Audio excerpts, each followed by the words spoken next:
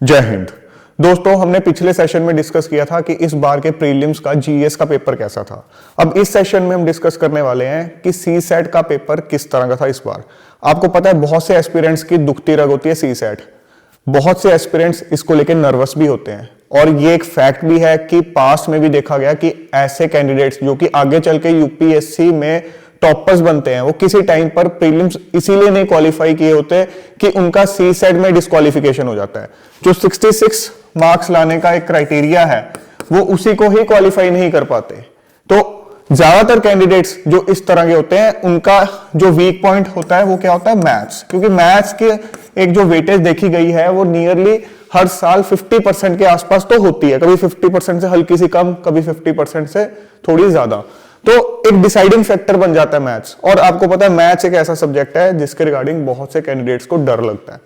सो आज के सेशन में इवेल्युएट करते हैं हम कि भाई इस बार का सी सेट का पेपर क्या रियली डिफिकल्ट था, अटेम्प्टेबल था या नहीं था, क्या 66 मार्क्स लाना एक चैलेंज था।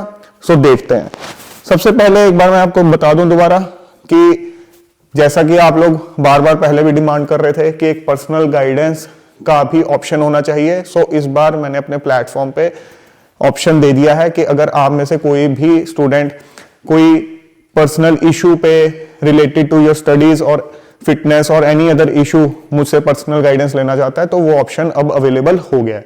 तो आप अलग अलग जो इसमें प्लान्स दिए हुए हैं उनको एक्सप्लोर कर सकते हो। साथ ही इस बार का जो मेंटरशिप का लाइव बैच और सी सेट का लाइव बैच ये इंपॉर्टेंट है। जिन भी स्टूडेंट्स को मैथ्स से डर लगता है, रीजनिंग कॉम्प्रिहेंशन वगैरह में दिक्कत है, वो इस बैच को डेफिनेटली ज्वाइन कर सकते हो। लाइव बैच होगा जिसमें मैं खुद पढ़ाऊंगा, कोई आगे नहीं पढ़ाएगा।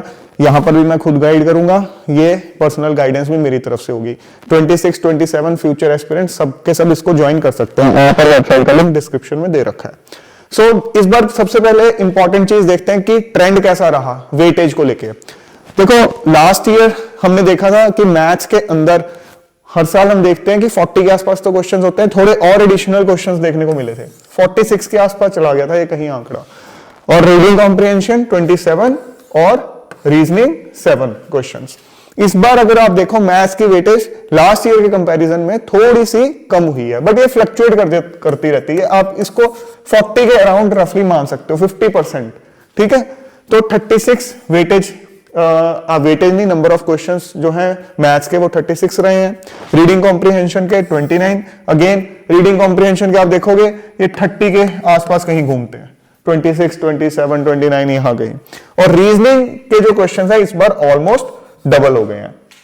तो हमें कभी भी, मैंने लास्ट टाइम भी आपको बताया था, ये नहीं कि 7 क्वेश्चन आए रीजनिंग के तो हम रीजनिंग को बिल्कुल इग्नोर करके चले जाएं। नहीं, रीजनिंग में बहुत से क्वेश्चंस ऐसे होते हैं जो कि फटाफट सॉल्व हो जाते हैं, तो फ्री के मार्क्स भी होते हैं वो। तो वेटेज किसी की कम हो ज्यादा हो, चाहे जीएस हो चाहे सी सेट हो, कोई भी एग्जाम की आप तैयारी कर रहे हो, तैयारी सबकी अच्छे से करके जाया करो। ठीक है, सो ये रही बात वेटेज की, अलग अलग सेक्शंस की। सो एज पर एक्सपेक्टेशन था, कोई ऐसा नहीं था कि हाँ आप ये कहो कि बहुत ड्रास्टिक डिफरेंस आ गया, नहीं, एक्सपेक्टेड जैसी चीजें थी वैसे ही था। रीडिंग कॉम्प्रिहेंशन जिस तरह के क्वेश्चंस आगे आते रहे हैं वैसे ही आए हैं, कोई ऐसा सरप्राइज एलिमेंट नहीं है कि हाँ बहुत अलग तरह के क्वेश्चंस फ्रेम होकर आ गए हैं। रीजनिंग के क्वेश्चंस का नंबर बढ़ गया बट टाइप ऑफ क्वेश्चंस वही थे। अगर आपने पीवाईक्यूज अच्छे से किए हुए हैं, अच्छे से प्रैक्टिस पीरियोडिक जैसे आप करते रहे हो तो कोई दिक्कत वाली बात नहीं थी। अगर हम मैथ्स की बात करें तो मैथ्स के टॉपिक्स की एक बार देख लेते हैं कि किस टॉपिक से कितनी वेटेज आई है। नंबर सिस्टम से एज यूजुअल काफी सारे क्वेश्चंस आए हैं और ये प्योरली नंबर सिस्टम के नहीं होते हैं। अगर आप कोई भी क्वेश्चन देखोगे नंबर सिस्टम का, उसमें थोड़ा नंबर सिस्टम का कॉन्सेप्ट लग रहा होता है, किसी में मल्टीप्लिकेशन डिवीजन के कुछ रूल्स लग रहे होते हैं, इक्वेशंस बहुत चीजों में यूज होती है। ठीक है, परसेंटेज पे बेस्ड 3 क्वेश्चंस, इक्वेशंस पे 5, बल्कि इक्वेशन पे बेस्ड तो मैं 5 से भी ज्यादा कहूंगा, क्योंकि इक्वेशंस एक ऐसा इंपॉर्टेंट टॉपिक है जिसके अंदर बाकी के सारे टॉपिक्स के कॉन्सेप्ट यूज करके नए नए क्वेश्चंस फ्रेम होते हैं। तो इस पे बेस्ड क्वेश्चंस बहुत आते हैं। एवरेज सिंपल जो है एक आधा क्वेश्चन हर साल आ ही जाता है। मल्टीप्लिकेशन डिवीजन पे as expected number of questions ठीक ठाक आए हैं। काउंटिंग क्या हुआ, कई क्वेश्चन ऐसे होते हैं जिसमें आपको सिनेरियोस खुद मैन्युअली काउंट करना होता है। एक होता है परमुटेशन एंड कॉम्बिनेशन, जिसमें आपको याद है 2023 के अंदर बड़ा बवाल मच गया था, परमुटेशन एंड कॉम्बिनेशन के कुछ क्वेश्चंस आ गए थे, ऑल्दो कोई बहुत ऐसे out of the box question नहीं थे, बट कई स्टूडेंट्स ने उस चीज का बड़ा हवा बना दिया था। तो अभी यूपीएससी ने उसको अवॉइड कर रखा है लास्ट ईयर की तरह। तो सिंपल काउंटिंग बेस्ड क्वेश्चंस 3 थे, एचसीएफ एलसीएम के 2 क्वेश्चंस, स्पीड टाइम डिस्टेंस के ऊपर 3 क्वेश्चंस, वर्क टाइम के ऊपर 1 क्वेश्चन और क्यूब के ऊपर 1 क्वेश्चन। तो जो टॉपिक्स पे आगे क्वेश्चंस आते रहे हैं उसी पे आए हैं। किसी टॉपिक को थोड़ी ज्यादा वेटेज दे दी, किसी को थोड़ी कम दे दी। नंबर सिस्टम, मल्टीप्लिकेशन, डिवीजन आपको पता है हमेशा की तरह थोड़े हाईलाइटेड रहते हैं। तो अगर आप इनके अंदर क्वेश्चंस बात करो, एक तो कन्वेंशनल क्वेश्चंस जैसे आते रहे हैं वैसे से आए हैं। दूसरा, जैसा कि हमने पिछले साल देखा था कि इस टाइप के क्वेश्चंस फर्स्ट टाइम यूपीएससी ने इंट्रोड्यूस किए थे, तो लास्ट ईयर सडनली उसका नंबर बढ़ गया था। कितने 10 क्वेश्चंस आए थे इस टाइप के, जिसमें आपको एक क्वेश्चन दे रखा था, फिर 2 स्टेटमेंट्स दे रखी थी, फिर उसके बाद पूछा हुआ था कि ये क्वेश्चन इनमें से कौन कौन सी स्टेटमेंट को यूज करके आंसर किया जा सकता है, सिर्फ एक स्टेटमेंट को यूज करके किया जा सकता है या दोनों के दोनों चाहिए या दोनों से ही नहीं होगा, ठीक है। तो इस बार उनका नंबर वापस 10 से जो है 5 पर आया है। लास्ट ईयर ऐसे क्वेश्चंस 10 थे, इस बार 5 है। एक नए टाइप के थोड़े से क्वेश्चंस देखने को मिले हैं, जिसमें क्या है कि एक आपको कोई फैक्ट दे रखा है रिलेटेड टू मैथ्स, ठीक है, उसके बाद 2 वैल्यूज दे रखी हैं, उन वैल्यूज को इवैल्यूएट करने के लिए भाई कम कौन से ज्यादा कौन से। देखो मैथ्स की सबसे अच्छी ब्यूटी यही है, यहां पर क्वेश्चंस को जिस तरह से मर्जी फ्रेम करके आपके सामने रख दिया जाए, बट अगर आपके कॉन्सेप्ट्स क्लियर है ना, अगर आप मैथ्स की ब्यूटी समझते हो, तो आपको चाहे क्वेश्चन इस फॉर्म में दिया हो, इस फॉर्म में दिया हो या सिंपल फॉर्म में दिया हो, आप कर लोगे। बेस के अंदर फिर भी उस टाइप के क्वेश्चन में इशू हो जाता है, जैसे जहां पूछते हैं how many of the above statements are correct, उसमें से एक भी फैक्ट अगर आपको नहीं आता तो बाकी 3-4 जो फैक्ट्स आपने अच्छे से पढ़े हुए थे, कॉन्सेप्ट्स अच्छे से पढ़े हुए थे, वो किसी काम के नहीं रहते उस पर्टिकुलर क्वेश्चन में।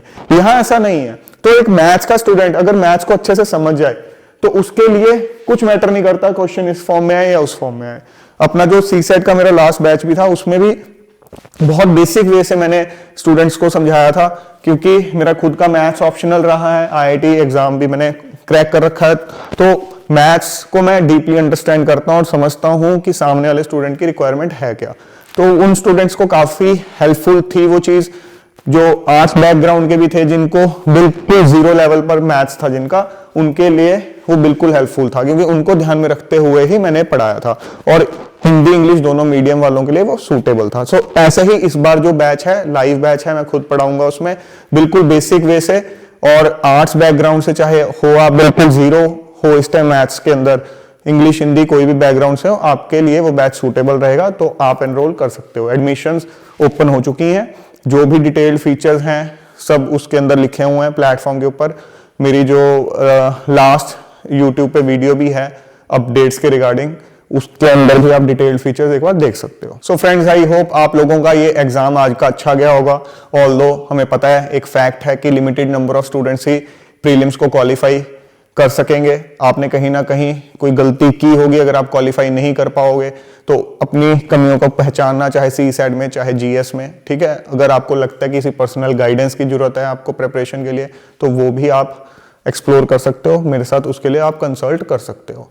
सो जल्द मिलेंगे एक और नए और इंपॉर्टेंट सेशन के साथ। Till then keep grinding yourself and stay fit and healthy. जय हिंद।